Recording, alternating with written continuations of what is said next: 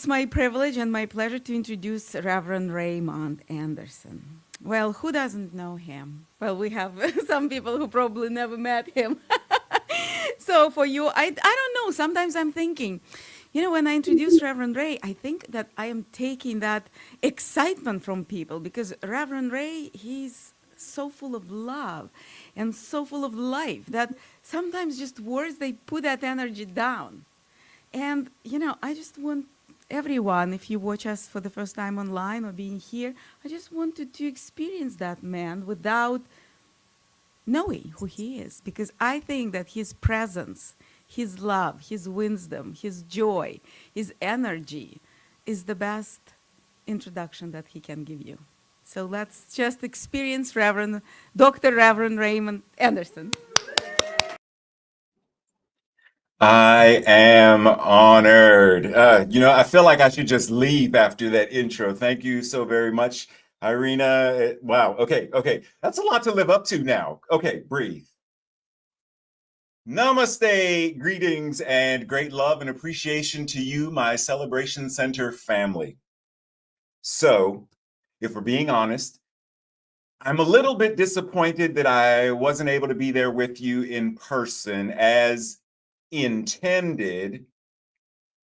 And yet, I am extremely overjoyed to be with you today, considering the severity of last Sunday's car accident.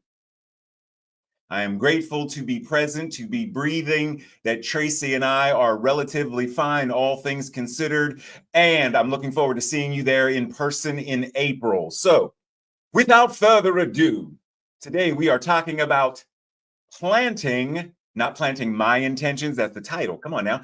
Planting my intentions. Say that for yourself. Planting my intentions. That is the topic for today's message. Now, when I say this, you may be wondering, like, what am I talking about? What am I talking about? Well, whether you are a licensed science of mind and spirit practitioner or not, recognize that you are a practitioner of this teaching, this philosophy, this liberation theology. And as science of mind and spirit practitioners, we know that our thoughts are part of what creates our experiences individually and collectively. However, because we live in a world of effects, conditions where there are all kinds of an exorbitant amount of inequities, classism, sexism, many of the other isms and phobias and misias, our challenge, our invitation becomes, how do we rise individually and collectively? How do we grow deeply to match the height of our consciousness? How do we sink our roots in spiritual principle deep enough that allows our consciousness to not just have an intention, but to act upon it? How do we utilize our intentions to heal, to transform, to evolve individually and collectively?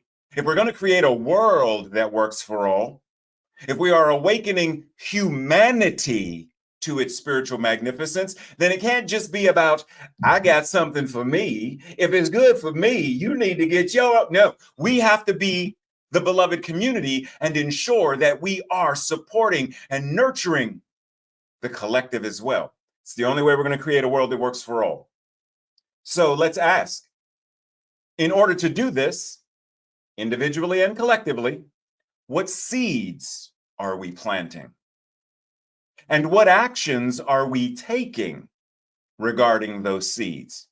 See, simply having, use your imagination for a moment. It's not a bag of seeds, but imagine with me for a second. Imagine this is a bag of seeds. What good are the seeds if they stay in the bag? How many people am I going to feed with my garden if my seeds stay in the bag? The seeds need to come out of the bag and go into the ground. The seeds that are now in the ground need to be nurtured, water and sunlight, in order to grow, in order to be harvested, in order to feed.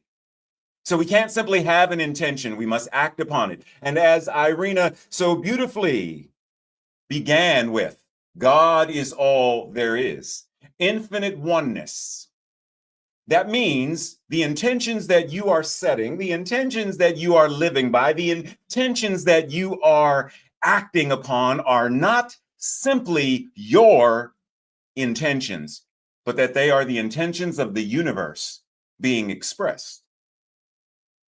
Breathe that in for a second, because I know that right there is a lot. Because we oftentimes, even within New Thought, we do a lot of talking about God's will and God's teaching and blah blah blah, as though God is an anthropomorphic deity, and yet it is not. Not in this teaching, it's not. Even though sometimes we, for linguistic convenience, use the language of separation and anthropomorphism, God is right where you are. Joel Goldsmith says, God expresses God, and that expression appears as you.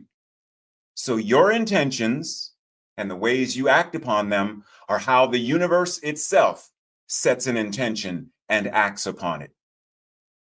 Dr. Holmes says there is no such thing as a human mind and a divine mind. Didn't Irina say that? She said there is no God and.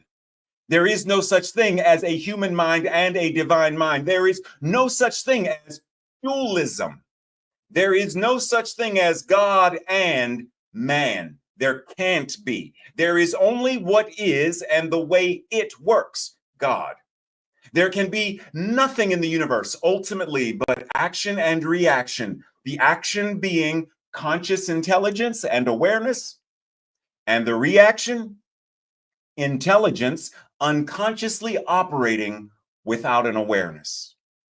How are we moving through this thing called life?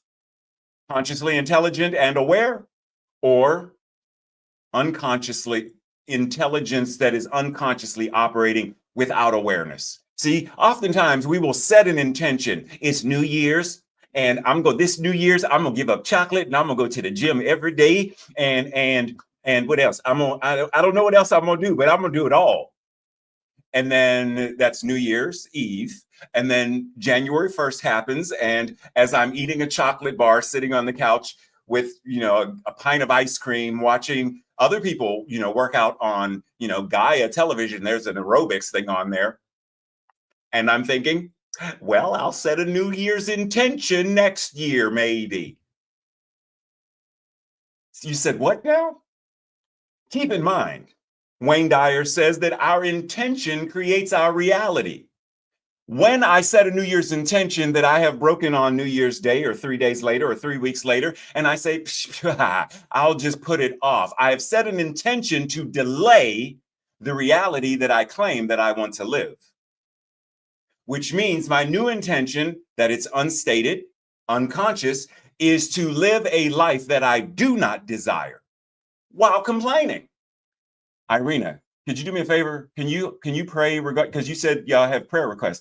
Can you pray regarding I keep saying I want to live this new life. I want to have, and Irina says to me, but Reverend Ray, do you not realize that the actual intention you have set is this? You said what now? Wait. You said what? What is the intention that is creating our reality? Now let's remix that Wayne Dyer quote. Intentions are ideas, and ideas in and of themselves do not create reality. Ideas are the first step in the process of creating our reality. First, there is the idea. Then there is the emotion and the feeling. There is the spoken affirmation or declaration that this is what I am choosing to manifest or create. And then there is the action. Are we putting these things into place? Simply having an intention is a mental state in which a person commits. A person commits themselves to a specific course of action. Now, whether you pull it off or not, that has nothing to do with specifically the intention. The intention is the idea, the mental state that you are committing to. And then there's the other things that come through as part of the follow through. Now, pause for a second. There are two types of desires, because an intention per se is a desire or a want. I intend, as Irina said, part of what Celebration Center is, the intention is to have an amazing and wonderful service, which you always do, by the way, bravo. But that is a desire. We desire to have an uplifting service where everyone feels included and belonging, where there is love and joy and all of the things Irina spoke in the prayer. This is what we as a community want. So there is nothing wrong with wanting. There is nothing wrong with desiring as long as it is life affirming. However, the moment the desiring and the wanting become non-life affirming, then those things have become an addiction that we are attached to and ensnared by. And like any addiction, there is a level of suffering that is caused when we go without the object of our desires. But I want a chocolate. You can't have one, Ray. You already had 3. But I want a chocolate. You already had 3. But I want a chocolate. Suffering comes up. So we want a world that works for all. Are we doing the necessary steps to manifest it? As a community, are we doing the necessary steps to ensure that our service is great, that our music is great, that our practitioners are great, that everyone that comes into or watches online feels loved and supported? They feel a connection to their own divinity by the words that we share. Are we putting all of this into motion? Because once again, simply having the intention isn't enough. Having the intention, so Terry and I had a conversation, and we're both intending to go to Favapot and have lunch. 3 months later, Terry and I are planning to go to Favapot and have lunch. When? Soon. 3 months later, Terry and I are planning to go to Fav. Stop talking about it. Stop talking about it. If you're not going to be about it, stop talking about it. Follow. There are a lot of things that we say that we do not act upon. Our mental equivalents are skewed. Our thoughts, our words, our emotions and feelings, and our actions, in order for the intentions to manifest accordingly, all 4 of those pillars need to be in alignment. It is often said that faith without works is dead. Well, intention without effective work and intentions without effective actions and behaviors and habits also is dead. It's also going to produce the very thing we say we don't want. Well, I don't want to be so angry. Then what are you doing to move through a space of forgiveness and a space of compassion and a space of empathy? I don't want to. So why are you talking about it? Because that's what we're supposed to do in spiritual community. We're supposed to talk about peace, but you don't want to be peaceful. I don't want to do the work to be peaceful. What are you doing then? So setting the intention, having the idea, having the desire, having the want, then asking ourselves, what is the action plan? Intention plus committed action equals manifestation. What is the invitation to do? Benjamin Franklin said, by failing to prepare, technically you are preparing to fail. You said, what? By failing to prepare, by failing to do, if I'm going to make a cake, then I need to get the ingredients gathered. I need the pots, the pans, the oven preheated. I need all of my ingredients. Because if I don't gather my ingredients, and then all of a sudden Jen says, oh, Ray, what you doing? Making a cake. And I'm like, yes, making a cake. And Jen says, there's no flour. Oh, I mixed all the wet ingredients. That you have to have some kind of flour, Ray, even if it's gluten-free flour. You need to have something in the thing so you can make a cake. You can't just make it. What are you doing, Ray? What are you doing? That you can't crumble up crackers and put crackers in. That's not flour, Ray. It's not going to. You have to have the right preparation in order to have the right manifestation. Are we preparing accordingly? What seeds are we sowing? And anyone who does any form of gardening, you know that plants need 5 things to grow. Plants need light, they need air, they need CO2, they need space, because you can't crowd them in. They need water and they need fertilizer. They need some form of nutrients. Well, wait a minute. In order for you to grow, what are the things that you need? What is the equivalent to light for you? air for you, space for you, water for you, and nutrients for you. Physically, emotionally, psychologically, in your relationships, in your finances, in your divinity and your spirituality, what do you need to grow and thrive? Because if we're going to set intentions and we're going to manifest whatever it is we are choosing to manifest, do we not have to be well taken care of? I say yes. Breathe. Amy Dickinson says, we are not our best intentions. We are what we do. See, the best intentions, because it's simply an idea. What are we doing? How are those ideas, those desires, those wants, how are they showing up in and as our lives as the actions that we are taking? That's the important thing. Aristotle said, we are the sum of our actions, and therefore our habits. Oh, did Aristotle did he just go into the habits? Habits. Okay, come back, Ray, come back. What habits? We are the sum of our actions, and therefore our habits make all the difference. What are the habits that you're moving by, Your habits move you daily. So what are the habits that are moving you? Our habits make all the difference. Do we have a habit of entering into prayer, of doing what Irina said at the beginning? Pause just a moment of full awareness in the presence of right here and right now and check in. Is that a habit? Have we made it a habit of bringing joy into our lives every day? Have we made it a habit of being of service? Is that a habit? Brushing our teeth a certain way, cool, great, yes. Good teeth, clean teeth, perfect, yes. But that's not going to create a world that works for all. Having the habit of knowing our divinity and then letting it show, letting it be part of how we act in the world. That's how those habits make all the difference in creating a world that works for all, where everyone knows their divine spiritual magnificence and they live from it and as it. Gloria Steinem offers us, without leaps of imagination or dreaming, we lose the excitement of possibilities. Dreaming, after all, is a form of planning.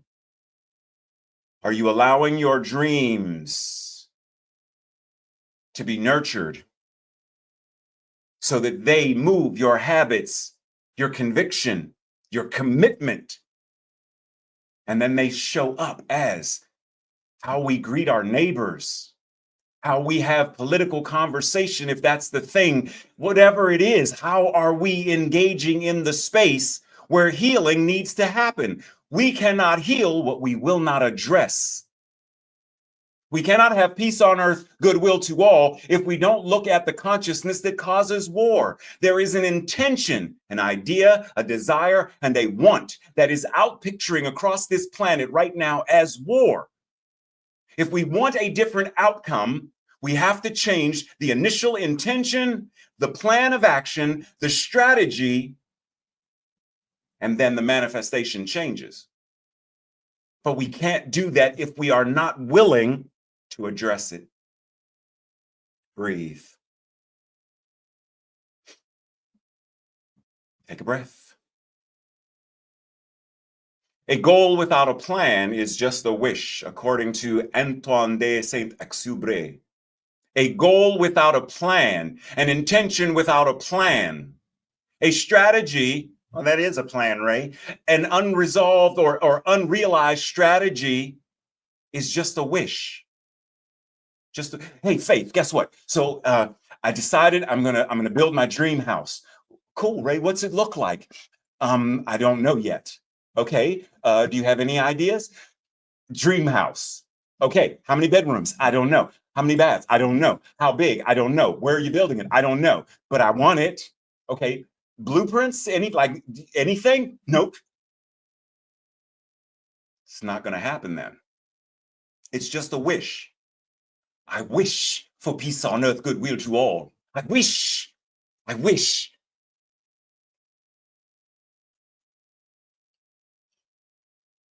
Okay, that's not going to happen. The goal needs to have a plan. In the same way that an archer has a bow, has an arrow, has the intention of that target, pulls, aims, trusts, and releases. Are we going through the necessary motions? Are we going through the necessary planning for our entire mental equivalent? Are we doing based upon our being? When you know that you are the divine, when you know that you are God, when you know that that infinite beingness is being you, all of you, top of head to soles of feet, surface of skin to every quantum particle, molecule, muscle fiber, nerve, all of it, the divine, God incarnating itself. Knowing that as your being changes what you do. It changes how you move an intention into reality. Breathe. And let's enter into that space of infinite knowing that we refer to as prayer. In this infinite space, we breathe, knowing that this breath is not us breathing ourselves, but it is the universe breathing itself as us. Because all of us get to do whatever it is that we do, and the breath happens. The universe breathing itself. The universe breathing itself right here and right now, because none of us can rebreathe yesterday's breath or pre-breathe tomorrow's breath or save a breath for a rainy day. We breathe right here and right now. This breath anchors us to the present. And it is in this present right now moment that we can choose an intention and act upon an intention and create the condition, the experience, the desired manifestation.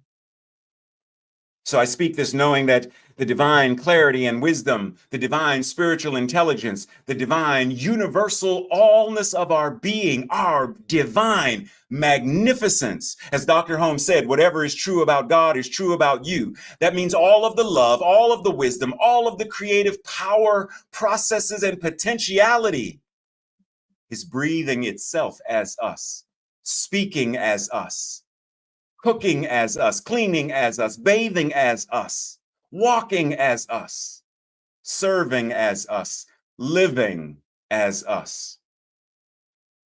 So knowing this, I know that the law does what the law does without fail. It doesn't even have a choice to accept or not accept. The law receives. And because it receives, it acts accordingly. That means as these words are spoken, it's already done in the mind that is God. There is only one mind, and that mind is God, and that mind is our mind right now. As soon as the intention is set, it's in the one mind. As soon as it's moving, all of life is moving as well. So I call this awareness and this activity good. And I call those of us who are it good. Breathe. Infinite goodness, right here where we are. Infinite goodness as what we are. Right here, right now. Love. And so it is.